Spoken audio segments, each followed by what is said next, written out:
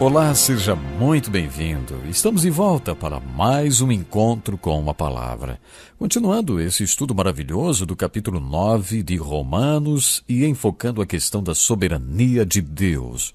No último programa falamos sobre Jacó e Esaú e hoje comentaremos outro exemplo apresentado por Paulo. Acompanhe comigo a leitura dos versículos 17 a 24. Diz assim: Pois a Escritura diz ao faraó, eu o levantei exatamente com este propósito, mostrar em você o meu poder e para que o meu nome seja proclamado em toda a terra. Portanto, Deus tem misericórdia de quem Ele quer e endurece a quem Ele quer. Mas algum de vocês me dirá, então por que Deus ainda nos culpa? Pois quem resiste à sua vontade? Mas quem é você, ó homem, para questionar a Deus? Acaso aquilo que é formado pode dizer ao que o formou, por que me fizeste assim? O oleiro não tem direito de fazer do mesmo barro um vaso para fins nobres e outro para uso desonroso? E se Deus, querendo mostrar a sua ira e tornar conhecido seu poder, suportou com grande paciência os vasos de sua ira, preparados para a destruição? Que dizer se ele fez isto para tornar conhecidas as riquezas de sua glória aos vasos de sua misericórdia, que preparou de antemão para a glória, ou seja, a nós, a quem também chamou, não apenas dentre os judeus, mas também dentre os gentios? Puxa, que texto pesado, você não acha? Você entendeu o que ele está falando? O que encontraremos lá no livro de Êxodo?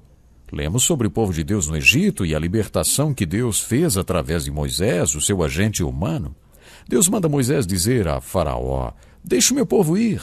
Diante do Faraó e com fé, Moisés repete as palavras que Deus lhe ordenou e Faraó diz, não. Seu coração fica endurecido e por isso Deus começa a mandar pragas sobre Faraó e sobre o Egito, um total de 10 pragas. As pragas são impressionantes. Refletindo um pouco sobre a história do livro de Êxodo, vamos imaginar o que teria acontecido se Faraó tivesse deixado o povo ir logo no início. Nessa passagem do capítulo 9 de Romanos, Paulo está dizendo que ninguém jamais teria ouvido sobre Deus nem sobre esta libertação miraculosa se Faraó tivesse dado permissão para o povo de Deus partir logo de cara. Mas, como o coração de Faraó foi endurecido e ele resistiu, Deus pôde manifestar o seu poder através de pragas mandadas sobre ele e sobre o Egito. A libertação do povo de Deus do Egito é um dos grandes milagres escritos na história. Hoje todos conhecem mais sobre o poder de Deus porque alguém resistiu a ele. Creio que no livro de Êxodo, Faraó tenha sido uma personificação do mal. O assunto principal dos capítulos 9, 10 e 11 de Romanos é chamado pelos teólogos de teodiceia.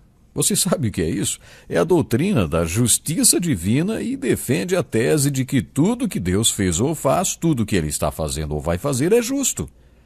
E esta passagem bíblica está tratando da justiça de Deus em permitir o mal. Por que Deus fez isso? Por que Deus faz isso? Este é um dos grandes problemas da teologia e da filosofia. Mas isso é um fato e nessa passagem a Bíblia está tratando desse fato. A Bíblia não foge do assunto, ela fala sobre esse assunto. Por que o mal existe? Bom, lá vai uma tentativa de responder, apesar desta ser a pergunta mais difícil da teologia ou da filosofia. Se não houvesse o mal, como Deus poderia demonstrar o seu amor a ágape? Como Deus demonstraria sua misericórdia e sua graça? Paulo explica que a eleição existe por causa da misericórdia de Deus.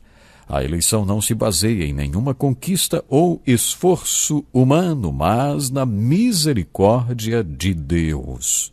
Como já dissemos, a palavra misericórdia é encontrada 366 vezes na Bíblia, uma para cada dia do ano e uma a mais para cobrir o dia extra do ano bissexto, porque Deus sabe que precisamos da sua misericórdia todos os dias da nossa vida.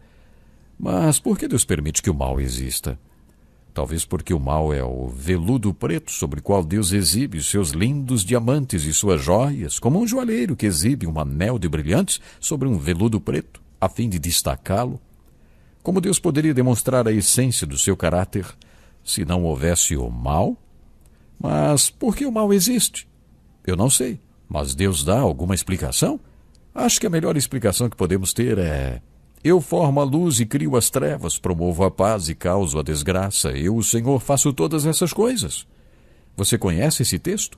É o versículo 7 do capítulo 45 de Isaías. Será que isso é verdade? Eu sei que atribuímos tudo de bom que existe a Deus, mas será que também podemos lhe atribuir as coisas más? Ouça agora este texto de Salomão, o homem mais sábio do mundo, diz assim, ó: quando os dias forem bons, aproveite-os bem, mas quando forem ruins, considere, Deus fez tanto um quanto o outro. Será que isso é possível? Eu acho que sim. Eu não acho que o mal existiria se Deus não quisesse. Nesse caso, ele não teria Deus, mas Deus permite o mal. Neste versículo que acabamos de ler, Salomão diz que Deus fez o mal. Será que Deus é responsável tanto pelo tempo bom em sua vida como pela adversidade? A Bíblia responde: Deus fez tanto um quanto o outro. No capítulo 5 de Romanos encontramos uma razão para o sofrimento: forçar-nos ao acesso à graça de Deus que de outra forma jamais teríamos, jamais descobriríamos a grande experiência do amor de Deus sobre nossos corações se não fosse pelo sofrimento. Observamos isso em várias passagens da Bíblia. Será que Faraó também representa esta verdade?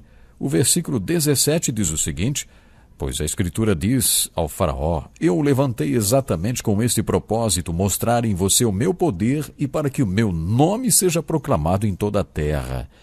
Creio que o ponto crítico deste capítulo seja quando Paulo imaginou um diálogo entre seu interlocutor imaginário e disse: isso não é justo. E ele mesmo responde: mas quem é você, homem, para questionar a Deus?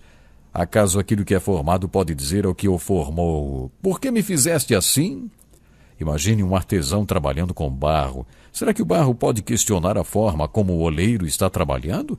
A atuação do barro nessa criação é passiva e o oleiro tem o controle total da situação. O oleiro faz o vaso o que quiser. Será que o controle de Deus sobre o barro humano é menor? Se você refletir um pouco sobre o assunto, afinal, quem é você e quem é Deus? Pare e pense um pouco. Será que você tem o direito de dizer a Deus como ele deveria trabalhar?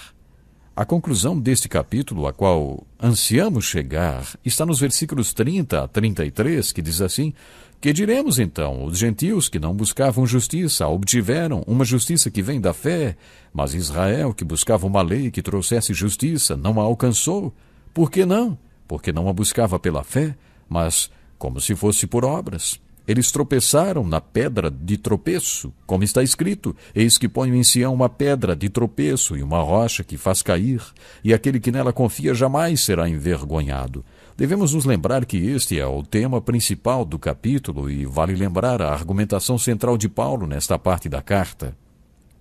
Paulo não pretendia ensinar sobre a predestinação nem eleição, ele apenas citou o assunto para chegar ao ponto sobre o qual queria falar, que está explícito nos versículos que acabamos de ler.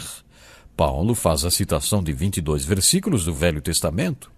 Agora pense um pouco, este capítulo possui 33 versículos e 22 deles são citações do Velho Testamento. Creio que Paulo tenha feito estas citações para convencer os judeus e mostrar que tudo que ele escreveu neste capítulo não foi fruto de um sonho ou de uma imaginação, mas o que os profetas já tinham anunciado. Os profetas pregaram que Deus está no controle. Não foi Paulo quem inventou isso. No início da igreja, no meio da perseguição, um grupo teve uma reunião de oração só para pedir que eles tivessem a graça para responder àquela situação que Deus já havia decretado e ordenado muito tempo antes, ou seja, que eles deveriam passar pela tribulação, pela perseguição. Pedro tinha esta consciência e pregou sobre isto, a igreja primitiva acreditava nisso, e os profetas do Velho Testamento também. Isso não foi uma ideia que surgiu da cabeça de Paulo. Observe que a Bíblia não enfatiza tanto essa verdade. É como se já estivesse óbvio para todos que Deus está no controle, é soberano e que em Deus está a origem de tudo, Ele é o poder por trás de tudo que acontece e a sua glória é o propósito de tudo. Procure pela palavra predestinação ou predestinado na sua concordância bíblica. Observe quantas vezes essas palavras aparecem na Bíblia. Você vai constatar que esse assunto não é enfatizado. Paulo foi apenas um pouco mais além porque seu coração estava pesado e ele estava tentando entender. Como era possível que seus irmãos na carne, os judeus, que tinham tantos privilégios, estivessem do lado de fora? E, por outro lado, os gentios estavam se convertendo. Imagine os gentios, aquele povo bárbaro. Eles não tinham nada de justo, religioso ou espiritual. Paulo não se conformava com o fato dos judeus estarem de fora e os gentios estarem incluídos. Ele pediu a Deus que lhe revelasse a solução, e Deus abriu a porta e revelou um pouco para ele e para nós também. Podemos concluir que nem todo mundo que fala do céu vai chegar lá. Nem todos que são de Israel são Israel. Nem todos que professam ser parte da igreja são parte da igreja verdadeira. E agora? E eu? Eu sou um cristão verdadeiro e autêntico? Será que sou trigo ou só pareço com o trigo? E os judeus? Eles achavam que porque eram circuncidados já estavam dentro. Eles tinham preconceito e achavam que só porque memorizavam os 5 primeiros livros da Bíblia e entendiam a lei, já estavam quites. Ah, aqueles fariseus! Eu o desafio a memorizar o capítulo 8 de Romanos. Ou você gostaria de memorizar o livro de Levítico ou o livro de Deuteronômio? Êxodo, talvez. Era isso que os fariseus faziam.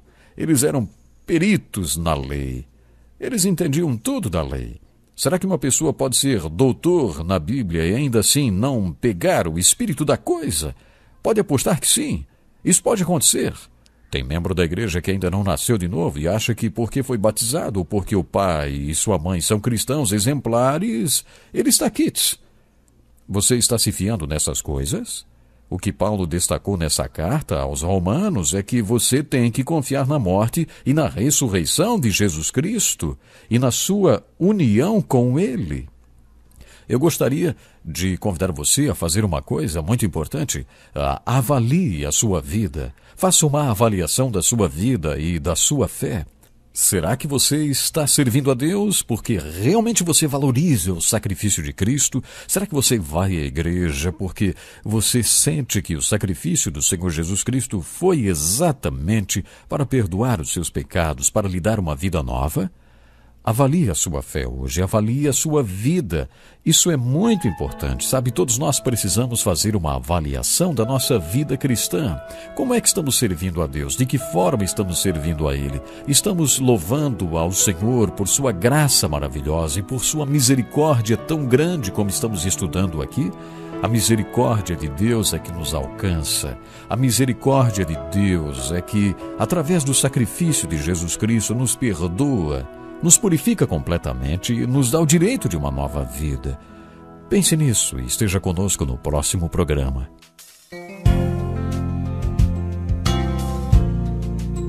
Este é um estudo escrito pelo Dr. Dick Woodward, na voz do pastor Edson Bruno. Até o nosso próximo encontro com a palavra.